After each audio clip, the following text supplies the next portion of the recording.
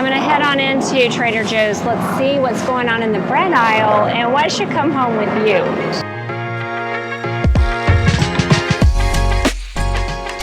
Let's look at a variety so that we can check out some different ingredients and see what's really going on. The gluten-free bread has 3 strikes against it right off the bat with modified ingredients. Canola oil, which is very inflammatory. It also has modified cellulose, which is from wood pulp that can be very irritating to the digestive tract. So I'm going to pass on this gluten-free bread. Next, let's take a look at this sourdough sandwich bread. When I am choosing a bread, I would want one with a higher fiber count, but the ingredients are pretty simple. The only thing is, I wish that it wasn't fortified. We want breads that contain ingredients in their whole form. Next is the organic super bread.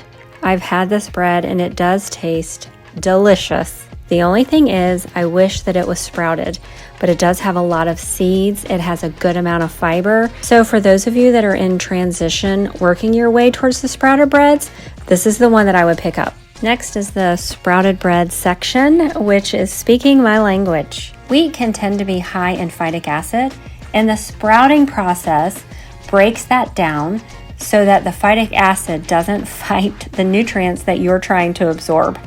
And just for the record, the 7-grain bread is typically the one that I take home with me. I don't eat a ton of bread, but when I do, this is my favorite. Look at those organic ingredients, those sprouted berries, and then it's sweetened a little bit with honey, and it's got a good amount of fiber. For those of you that are transitioning from, let's just say, Wonder White bread or a wheat bread that's just really not bread at all and just has very bad ingredients, I would say that this organic soft white bread is a good transition because the ingredients are pretty simple. And now for the organic multigrain oat bread. I'll put this in the same category as the soft white bread, basically the same, even though it does have some oats. It's got an okay amount of fiber, so we'll call this a gateway bread. And for the carb conscious audience, this is not the one that you want to go home with you, and let's talk about why. They have fortified this bread with oat fiber, resistant wheat starch, and those things are going to be gut irritants. It also has a couple of dough conditioners, and they're putting that in there to make the dough soft because that bread would not be soft without it. Those again can be gut irritants. So you really are better off skipping this one altogether.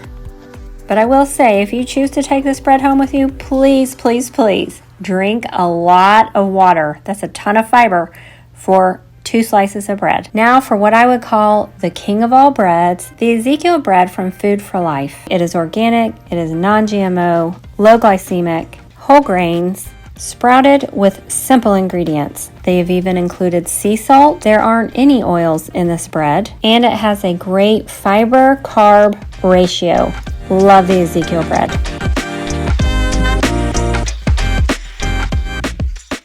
So now you know a little bit better what to look for the next time you head into the grocery store. Don't just check out the name of the bread. Actually do a little bit of research, check out the ingredients and the nutrition label, see how much fiber per carb ratio is on there, and make sure that you're bringing home the type that will actually nourish your body. Thank you guys so much for watching. If you haven't subscribed, if you would show a little bit of love and just hit that subscribe button, like, and leave me a comment. Let me know what you are already buying at the grocery store. What kind of bread are you using?